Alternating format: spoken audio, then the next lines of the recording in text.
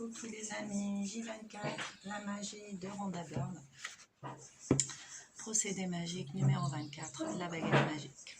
Donc la bonne nouvelle, c'est que cette baguette magique dont on a tous rêvé un jour ou l'autre, mais en fait c'est nous cette baguette magique. Donc on va reprendre notre pouvoir, nos pouvoirs, on n'en a pas qu'un, et on va faire le petit procédé magique du jour. Je vous le dis.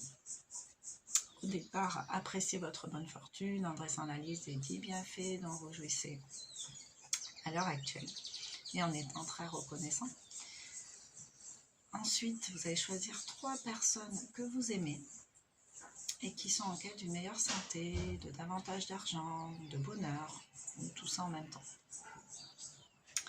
Voilà, donc ça suppose de connaître les gens. Donc choisissez 3 personnes, vous êtes proches, au moins par le cœur, dont le devenir vous inquiète un petit peu, ou en tout cas vous souhaitez le meilleur à ces personnes-là. Et ça suppose que vous connaissez un peu leurs problématiques, ou ce à quoi elles aspirent. Est-ce qu'elles veulent plus d'argent, une meilleure santé, si elles ont des problèmes de santé, ou qu'elles s'estiment pas heureuses et qu'elles voudraient connaître le bonheur, par exemple. Donc si vous avez une photo de ces personnes, placez-la devant vous pendant que vous faites l'exercice de la baguette magique. Placez cette photo devant vous pendant que vous faites cet exercice.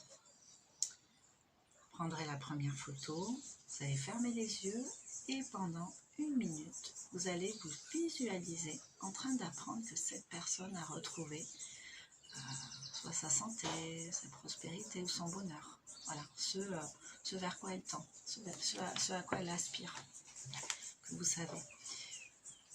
Même si c'est quelqu'un qui se plaint beaucoup et qui formule pas, j'aimerais bien avoir ça. Là, il y a des gens comme ça qui se plaignent sans formuler non plus ce qu'ils aimeraient. Vous pouvez le faire pour elle, en fait, si vous estimez que... si vous voyez qu'elle a des problèmes de santé, oui, forcément, vous pouvez agir dessus en souhaitant qu'elle ait une meilleure santé, mais vous pouvez aussi souhaiter pour elle que son esprit s'illumine, qu'il y ait plus de clarté, qu'elle voie les choses avec plus d'amour, plus de positivité. Voilà, vous pouvez formuler à votre sauce, mais il faut que ce soit clair. Et en fait, ce que vous allez faire, donc devant cette photo pendant 1 minute, vous allez vous visualiser en train d'apprendre que cette personne, ça y est, elle est épanouie, elle se sent bien.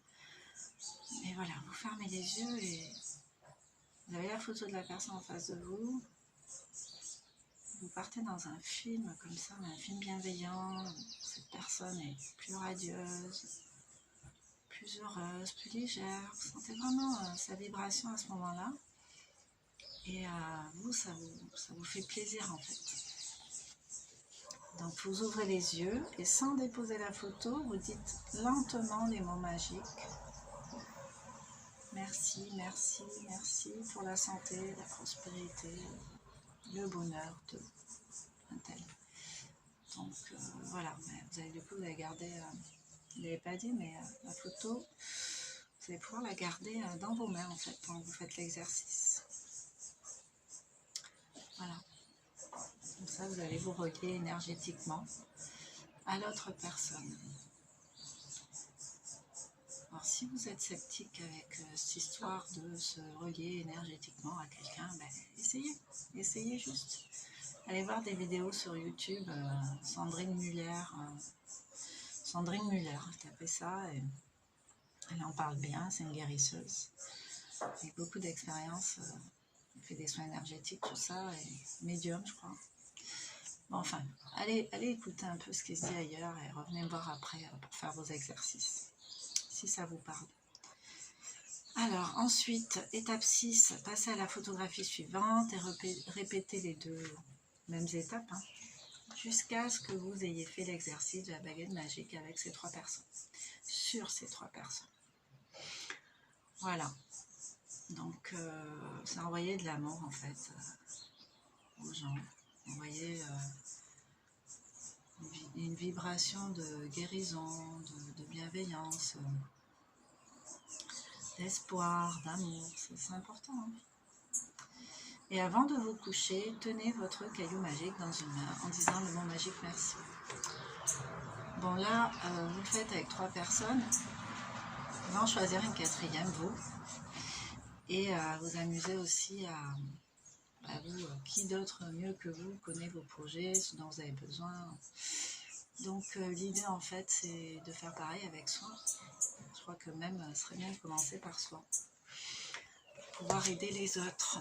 Donc voilà, mais voilà le petit rituel 24, il nous en reste 4. Et n'hésitez pas à commenter, à dire comment vous avez vécu ça. Est-ce que ça a été compliqué il y a une petite pause. Ça a été compliqué de mettre ça en place ou de le faire régulièrement, enfin, ce genre de choses. Après, ce qui est bien, c'est que vous pouvez y revenir quand vous voulez, en fait. Vous pouvez recommencer tous les rituels depuis le début, quand vous sentez prêt, quand vous sentez que c'est le moment. On est dans les premiers pas du confinage, enfin 10 jours ça commence à faire, je pense que certains ont réussi à mettre des habitudes, des objectifs en place, des petits rituels de confinement.